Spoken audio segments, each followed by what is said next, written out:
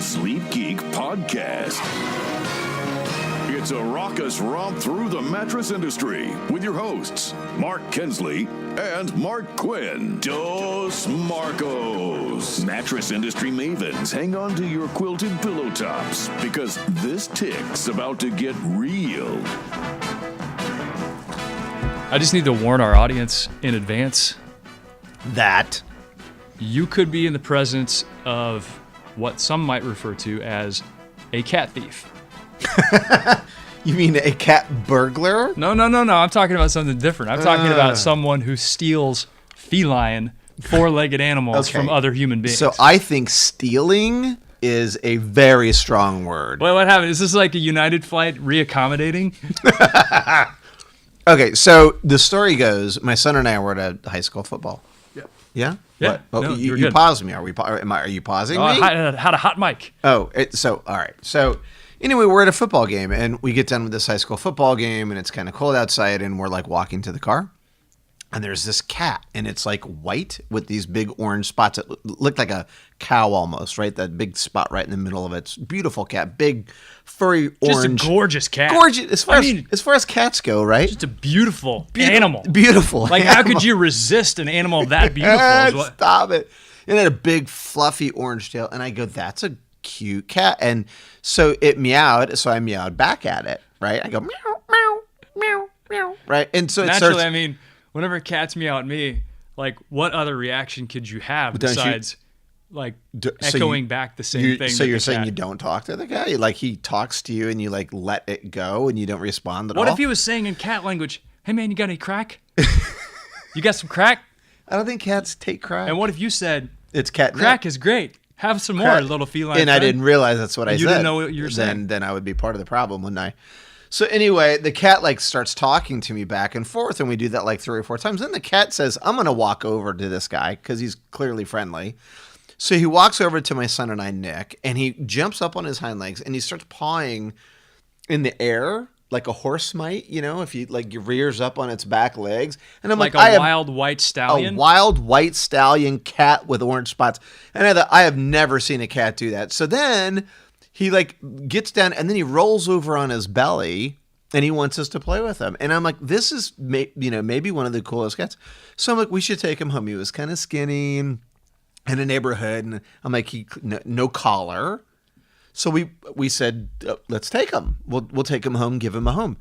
And so we get him home, and my wife, an animal person, she says, I can't believe you brought a cat, because I'm always busting her ass about animals, because we got 2 dogs, we got 2 turtles, we got 2 cats that live in our garage, and here I'm the one bringing this cat home. She goes, so how do you know that it doesn't belong to someone? And I have to be honest, it did cross our minds, but so anyway, we start worrying about that. Long story short, make up a flyer, take it to the neighborhood the next day. I walk the neighborhood, canvass the neighborhood, Kinsley, because I could see some kid like crying, like someone stole my cat. Yeah. He's like, I used to have this cat that stood up on its hind legs like a wild white stallion, and I can't find it anymore. This is terrible. Like, where's my wild white stallion? I trained this cat. Right, and the kid's crying, alligator tears, and you're walking by with your cat on a leash, like a gold leash. Yeah, but I'm like, I can't. And your cat's trying to sell crack to the neighborhood. Meanwhile, I can't return the cat because I've already got a T-shirt printed with its picture all over it, so I can't like return the cat. Yeah. So anyway, to go talk to the people in the neighborhood, they're like, "Oh no, that's a kitten that was born to the house behind us. I don't take care of him. It's fine. Don't worry about it." My son and I were like, "We just stole a cat." So there's this whole joke between my son and I. So anyway, we were fine. So fast forward 1 week, we take it into the vet because we're going to get it neutered.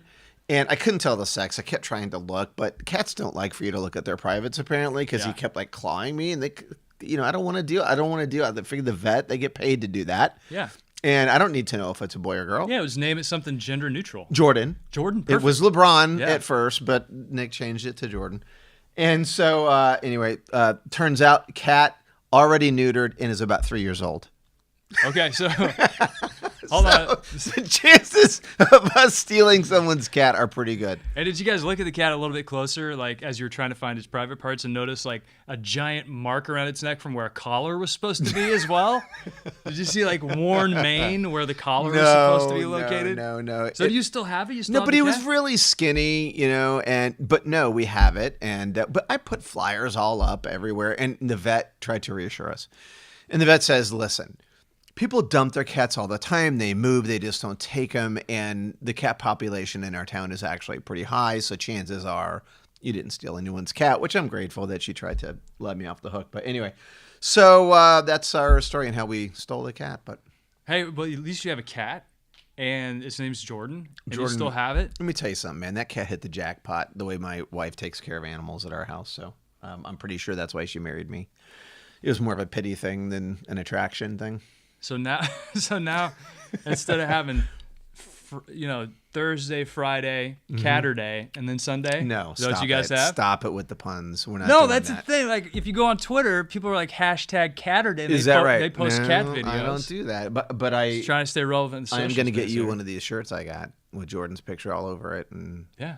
We'll wear them here on the podcast. Hey, who knows? Maybe Ken Southwick, that drew the drawing behind us, would add the cat to the comic. Yeah, like you and I stealing a cat somehow, and like the misadventures of Dos Marcos. Ooh, that could be good. I Yeah. like where it's going. So we have more relevant things to talk about. The real today, question I know. at this point becomes: Mike Lindell, cat or a dog person, or both? I don't know, man. And of course, he's the MyPillow guy. He is a MyPillow guy. So a lot going on with that guy, man. I don't even know how much money they've spent in advertising. If we were really good podcast hosts, we'd probably have the answer to that. Matter of fact, Kirsten, she's Googling What it are you right asking now. her to find out? Or though? she's gonna Like how much money I'd love to know in what their ad sales? spend. Well, Wouldn't their you? advertising spend. Yeah, I mean it's the MyPillow it's people. massive. It's got to be $100 million. I would think minimum. And for people that don't know by chance, I'm sure most people in this audience would probably know, but it's the MyPillow commercials. You see them on late night TV. They have a pretty significant presence online, but mainly their bread and butter has been direct-to-consumer TV advertising, 1-800 numbers, call to action, call up, get your pillow sent to your house. Until now. And And have you seen? what are you looking at for ad spend? What you got? The company spends $1.4 million a week on advertising. $1.4 million a week. So that's on probably advertising. that's 60-ish million. Gosh, yeah, that's incredible. So Sold 18 million pillows 18 sold million pillows 18 last million year. pillows. since they started. Oh, since they started in business ever. Yeah, So- in 10 years.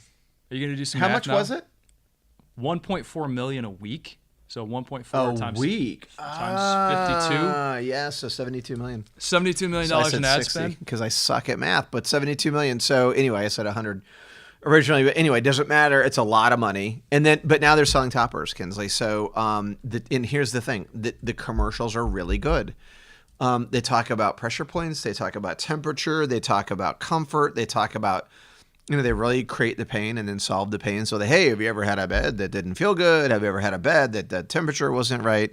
They hit 2 or 3 common sleep problems, and then they say, guess what? We have an answer, and it's a topper for the bed, and it's a Band-Aid solution. And I'm here to say, I think it is like, I don't know how many people are like the red flag went up for them on that, but I'm telling you right now, that stuff is a big deterrent for sales, and it will significantly impact some portion of the business in the mattress side, don't you think?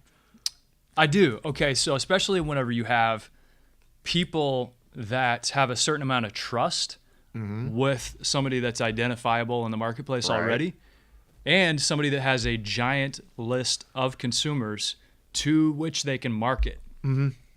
So if you're talking about 18 million pillows lifetime, let's just for the sake of round numbers call it 18 million customers. It's probably less than that. But if you have 18 million customers out there, that's 18 million points of acquisition you no longer have to make. So people are then on your list. You can market to them, and if they trust you at all, if they bought the pillow and they had a good experience with it, they're going to be much more likely to buy that topper. So all of that to say yes, I believe 100%. And you have a big swath of the market that's going to be taken out of the mattress buying process, if they do trust that message and they don't think it's a Band-Aid solution because of that trust they have with that figurehead. Yeah, and I don't think a consumer is buying the topper and saying to themselves, "Oh, this is a Band-Aid solution," right? What the consumer is doing is, I don't want to buy a mattress. It's a grudge purchase to begin with. I would rather spend $800. Let's see. I'm trying to figure out how much they are. So to get one, Kinsley, is $258 in Queen. And in King, it's $297. So here's the question. If you're not into it, thank you, Kirsten. If you're not into it and you don't want to buy a new $800,000 bed, then do you say, you know what, I'll get this topper. Michael Lindell says it's good. And I will use it for a while and extend the life of my mattress and push off that purchase, and I'll buy something more fun for myself until I absolutely have to buy something different. Well, I think it happens all the time. Even this past weekend, I was talking to my neighbor. He said he had a foam topper on his mattress. Okay. Because it was... Yeah, that's true. Think about the convoluted foam toppers back in the day. Walmart sold them, right? Right, but I was listening to him talk about this, and it was really a product of uncertainty on his part. So he was more willing to go down market in his spend because of his personal uncertainty with which mattress to get, or what was the problem he was experiencing and what was the product that was actually going to contribute to solving that problem. He didn't know. So what do you do when you don't know? You default to price. Like absent of value, you default to price and the easiest, most manageable solution. Well, and if it's $258, your mistake, if you make one, is significantly less and easier to discard or exchange for free, returns no problem. Roll that sucker up, throw it in the box, and send it back. Much easier than a mattress if you really try to problem solve that, right?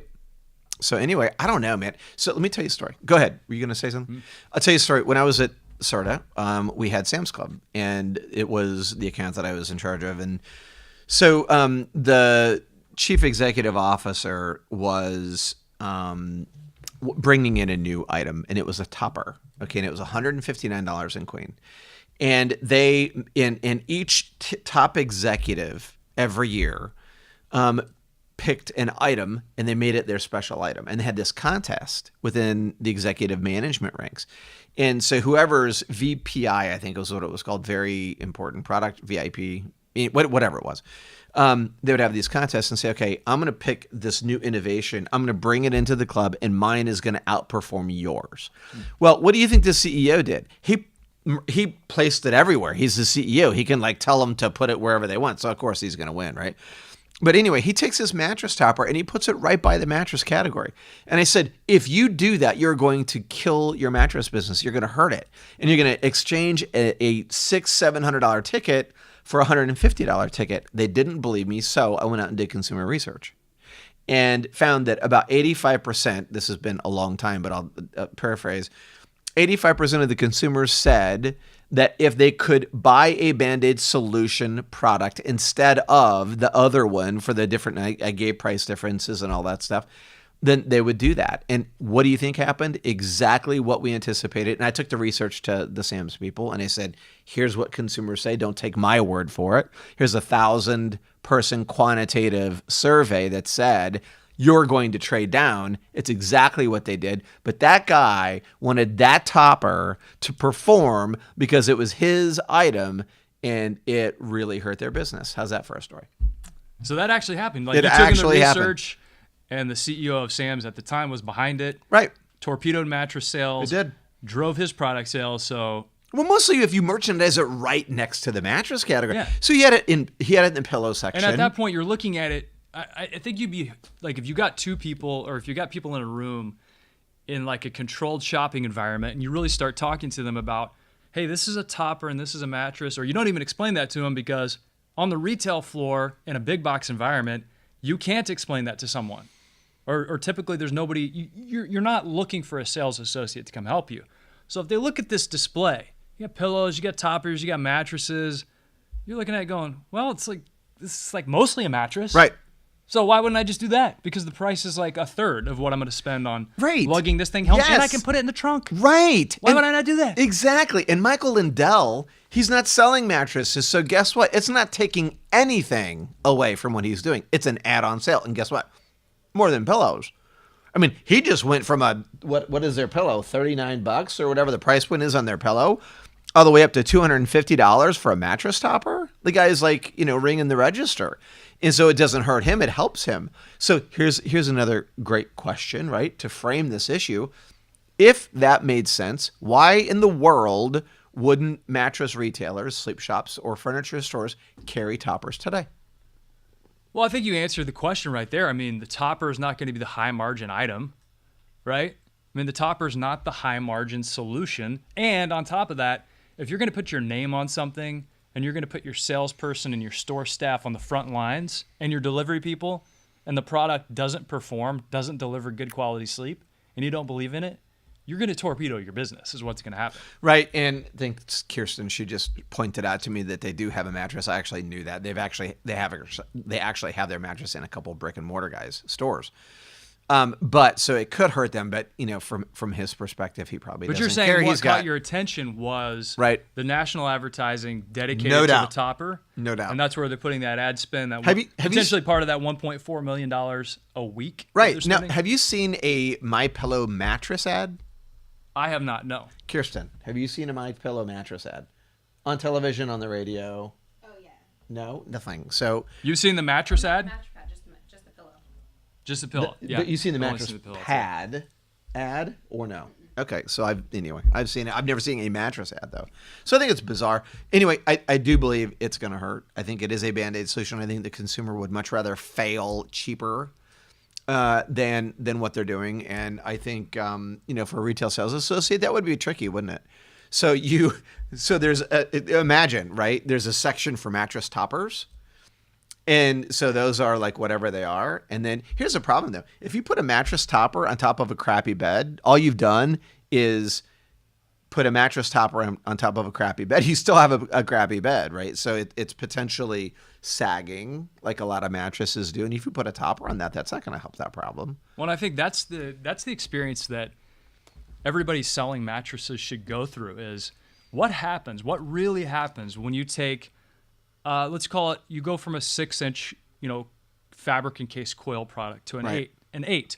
What impact does it have on feel? Is it demonstrable? Is it noticeable? Let's say that you have a bed that's like an 8-inch core, piece of transition foam, couple of inches of 4-pound latex, and then a tight top. Okay, so like a good quality standard build. Now let's say that you took a piece of butcher paper and you put it in the middle between the transition foam and the core. Is it going to change the feel of it? Let's say noise excluded. Mm-hmm. Would it change the feel of it? And the answer is yes, it would. Is it demonstrable? Is it noticeable to somebody without a sensitive rear end? I don't know. But it does change the feel for somebody that's educated on it. And if you're able to explain, look, this thing is like, 4 millimeters thick, and it changed the feel of the mattress. You don't think the foam, the topper, anything that you put into that stack is going to impact the feel? You're wrong. No doubt. But it's understanding how all of those things interact and react to the body. Otherwise, why not just get a topper? I remember the core doesn't matter. I remember in college, I don't know if you did this, but I had a crappy twin bed in my dorm, and I went to Walmart and got a convoluted topper, and it helped a lot. And that was the solution. I thought the convoluted topper made my bed feel unbelievably good. And so anyway, I just I don't know. I think today, if people have a bad product, a bad bed at home, and they get that topper, it's going to make a big difference for them, and they're going to love the difference that they get. So, I don't know. Oh, sorry. I didn't mean to delete your comment. Sorry about that. So, Julia, was somebody cursing? Wait, did somebody say a bad word? Julia listening from New Zealand. Hey, Julia, what's up? I love that. You know what? The guy, we're going away, and the guy that's house sitting for me is from New Zealand. Really? Yeah. Nice. So maybe you know him. He came all the way from New Zealand? His name is Jacques. His name is Jacques, Julia. I don't know his last name, so I'm just thinking maybe you might know him. Does he have an accent? Or is it like no, he does. He's got a South African accent, but he's from New Zealand. Oh. But New Zealand's like this amazing, gorgeous place. Really, the people, everyone I've ever met from New Zealand is incredibly nice, so I bet Julia is as well. Very adventurous. And by the way, if you're listening on the podcast, make sure that you're signed up for the Sleep Geek newsletter, because if you just go to sleep-geek.com and then you sign up for the newsletter. Whenever we have a live event, we let people know ahead of time. Yep. Connect with us on social media. That way you know, because right now we record these live. So if you're part of the Facebook community, you get to see it live ahead of time. No doubt. And then you can go back and reabsorb everything. People memorize them. In the podcast. Yeah, sure, In the podcast. So Will Short says Topper is not going to fix body impressions. I agree, Will. No doubt about that. Yeah, but let's like sidetrack a little bit, because to Mike Lindell, his credit, and to the people at MyPillow's credit, they do a very good job with their marketing, and they're doing something to connect with the problems people are facing, and they're making sleep products the solution. And they're spending a ton of money to do it. And yeah, they're making a lot of money, I'm sure. But think about that.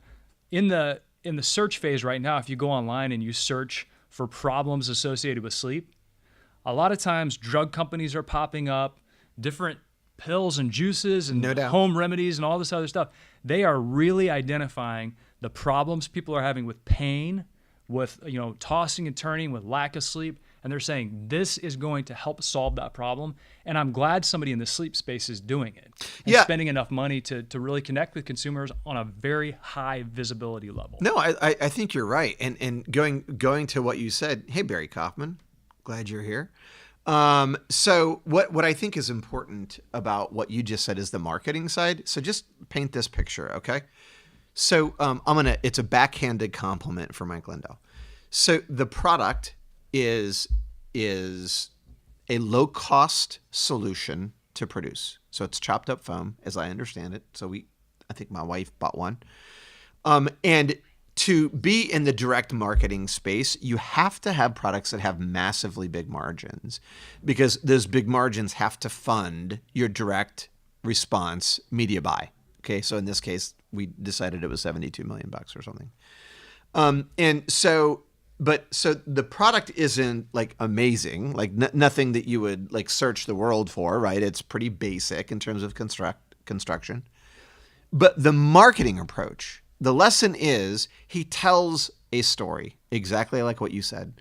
He is compelling. He creates the problem. He defines it very well. He solves the problem very well. He understands how to demonstrate that on television, and he creates a compelling story. This is a marketing play, and he's done a brilliant job of it.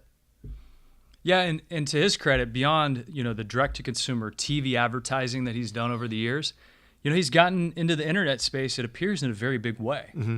And then, like you said, if you have a direct-to-consumer product, one of the keys is going to be margin on that product, or expanding that basket of goods, and he's done that as well. Right. And this is part of that. I mean, once you kind of have certain market saturation with your message, with your product, I think there comes a point when you could spend more money on top of the money you're spending, but the return on that is so it's so thin compared to upselling the people that you already have in your customer database. Yeah, it sounds like that's what they're doing, but it is a really good lesson. Like when you think about copywriting and when you think about messaging your products or your store, one of the things people need to do is, number one, I always say create mystery if you can, because we hate having open loops in our mind. So one of the mysteries he's created is you have this pain, you don't know where it's coming from. What can you do to actually fix that pain? And then he obviously does a very good job of connecting that to the pillow. But create the pain, solve the problem, overcome objections. It really is a case study in some of the best marketing out there. And really, the mattress industry is filled with, a rich history of really good marketing. I mean, and I was thinking about the MyPillow story as well in terms of Tempur-Pedic, because we talked about it on the last podcast. It's a good parallel, yeah. If you go back to episode 84 or 83, they were direct response guys, some of the first in it, right, from the mattress space. Well, and if you go even back before that, whenever Bobby Trussell first brought Tempur-Pedic to the U.S., it was a topper. And he tried to sell these toppers, and he wasn't. It originated as a topper, didn't it? It originated as a topper. Switzerland, or was it Europe? It was in Switzerland, yeah. Was it like England? No, I think it was Switzerland. It was Switzerland, okay. And so it originated, It was like a 3-inch topper that he brought to the market. And in year number 1, like we talked about last time, he sold like, his supply agreement was like, we have to sell 10,000 to maintain exclusivity. He sold like 70. Mm-hmm. But then after that, he's like, okay, I need to sell pillows because it's a much more palatable item, It's kind of like getting the iPod before you get the MacBook Pro. Right. So they sold pillows. They did very well with that. And then they skimmed over, going back to the topper business and sold mattresses. And they were able to get distribution through the people that were selling pillows. So, I mean, I look at those parallels, and, that's the great thing about direct-to-consumer product, too, is if you can drive demand, then you can get retail. Yeah, no doubt. And I said, is it in Switzerland or no, is it in Europe? By the way, Switzerland is part of the European Union. Dude, I was going to skim over that. Were you really? But I can't let that go because someone's listening to this going, that guy is a complete idiot, which is not necessarily untrue. But I want to make sure you know that I know that. So some of the reviews, by the way, I was asking Kirsten to pull some up. Like, so what has the reaction been to the topper? Because I'm thinking, for the person in the market for a topper to solve their problem, like what are consumers saying about it? I'm gonna read this positive one, and I'm gonna have you feed us the negative. If you desire a good rest on a firm mattress or need to upgrade your bedding, or a sagging mattress, which I completely disagree with, this product does wonders. More difficult to find than the popular memory foam toppers, which provides much less support, in my opinion. So they're saying that memory foam provides less support. The MyPillow, so it sounds like it's written by MyPillow, though. Listen, the MyPillow 3-inch foam topper will provide much less support, in my opinion. The MyPillow topper is HD foam with a thin gel covering that reduces heat contact. The price was very compatible with others in Hawaii and other places, blah, blah, blah. So anyway, here's the negative one. All right, so the top critical review. And this is Kate, and she's not very happy about it. Kate, sorry. Okay, so Kate says, I could not even fall asleep on this. I believed the hype that if you had an uncomfortable mattress, this would be the fix. Very uncomfortable and way too expensive.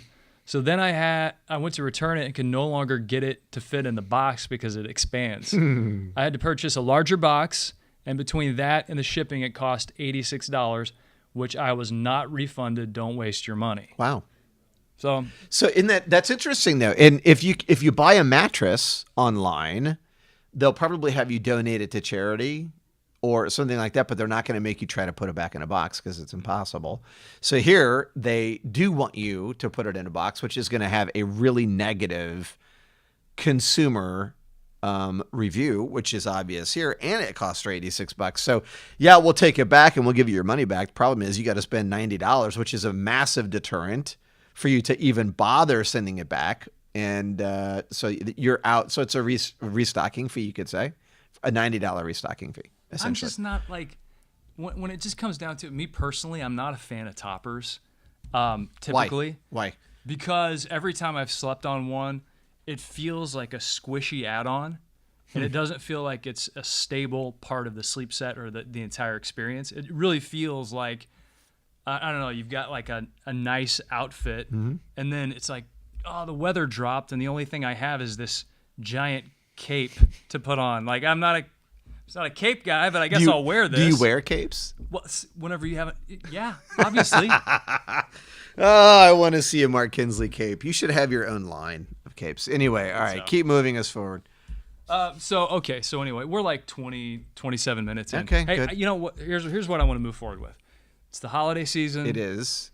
And, it's probably, people are going to wrap up a little early this week, maybe do some traveling, maybe sleep at their in-laws house or whatever it may be. But I just hope everybody has a good holiday season and, remembers, the reason for the holiday season. What are you thankful for besides your stolen cat?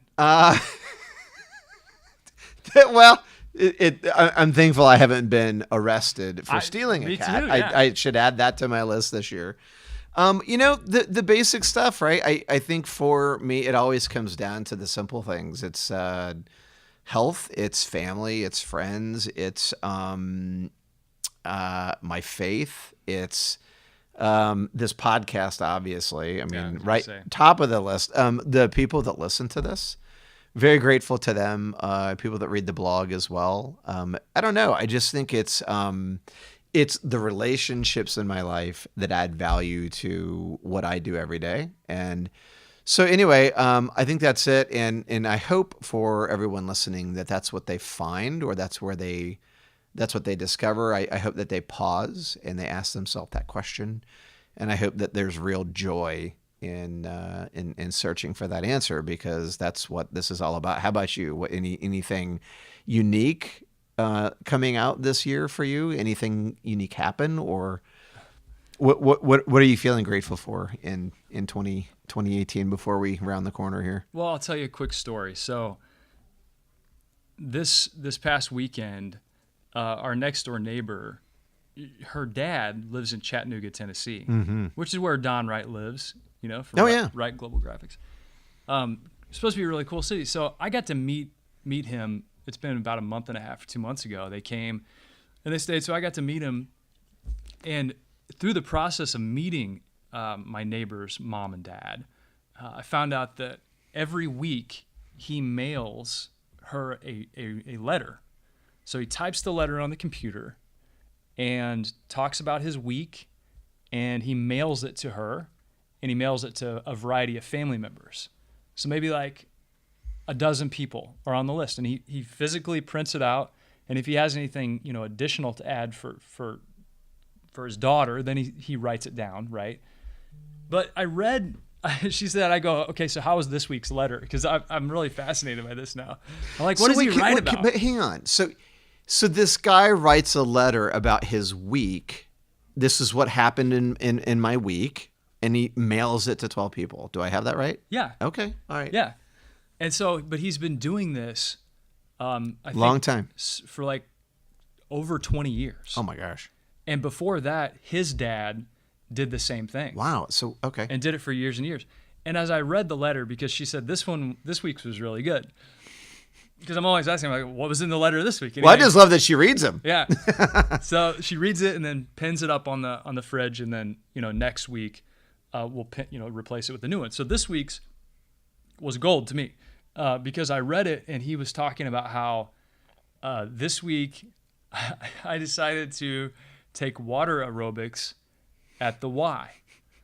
It's just like regular exercising, except you're in the water. They play disco music. They play disco music. And for example, they played the YMCA. And they actually make you, while you're in the water, do the hand motions of YMCA. And so he's going on about what water aerobics actually really is. spells it out. Spells it out. And then and I'm just reading this, and then he talked about how they were greeters at church this week. Yeah. And so it was the first time they'd been greeters at church. And he said, they started us out greeting at the back door. And he said, maybe if we do a good job, they'll move us to the front door. And I just I love that he, in his head, that there's an aspiration to that. Someday I'm going to be on fries. I'm going to be up front. I'm going to be on the fryer. I'm going to be on the fryer at McDonald's.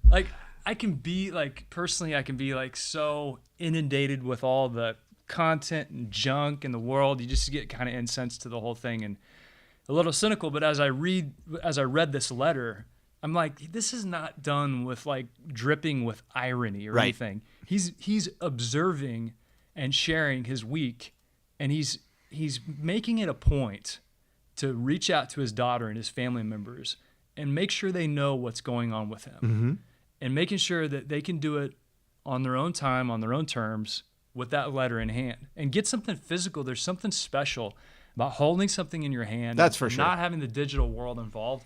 And it made me, it really did make me thankful to know about this, to know that that's something that maybe I'll do someday. And so it made you thankful in what sense, though? It made you thankful that people still behave that way? Did it inspire you maybe to look at something different in your own life? I think it made me thankful that, just like you described, there are people out there who are choosing a very specific group of people and caring about them deeply. Yeah. I like that a lot. Cool. And it was proving it through his actions consistently over time. It just wasn't it wasn't during the holiday season that he did this. It was year round. And I think that's the holiday message that, resonated the most. I want to see those letters. Maybe. I'd like to see a couple of those letters. So, okay, we got to ask though, what are you thankful for? So post it on our Facebook page. If you're watching live right now, let us know in your comments. Let us know what you're thankful for. Let us know maybe a story that kind of stands out to you. Maybe it's holiday inspired. And if you're listening on the podcast, head over to the Sleep Geek Facebook page and go to episode number 84 and tell us in the comments what you're thankful for. Just remember this too, this holiday. So I've got teenage kids. Have them unplug. If you're driving somewhere, carve out some time to have some conversation, because it's easy for everyone to be like trapped into. My son wanted me to get a power converter so he could game in the car on the way to Texas. Fortnite? Yeah, Fortnite. Yeah, you bet. And I'm like, really? So anyway, of course I got it for him. But I mean, unplug and put stuff down and play games with your family and have discussions. Don't talk politics, and drink just enough and eat too much. Wear your stretchy pants and enjoy family. Family can be tough, but it can also be a huge blessing. So do that. Enjoy that. And I would say, to close things out, if you're looking for just a special, memorable holiday experience to have with your family, just get everybody together and go out and just steal somebody's pet. You know what? I don't think we can prove that it was actually stolen, and I don't recommend that, actually. But it could accidentally steal someone's pet, I guess. I hope Jordan Let me tell you, man, that cat is happy to be stolen. I promise you this. Okay, well, on that note, in stolen pet and all, happy Thanksgiving to everyone, and hope you're living that life you want to live. And look, 2019 is right around the corner, so let's slide into home base on this one and enjoy the last couple months. Hey, man, I'm thankful for you. I'm thankful for you, and for all of our listeners out there. So happy Thanksgiving. You could bounce on it. Yeah, bounce with it, bounce with it.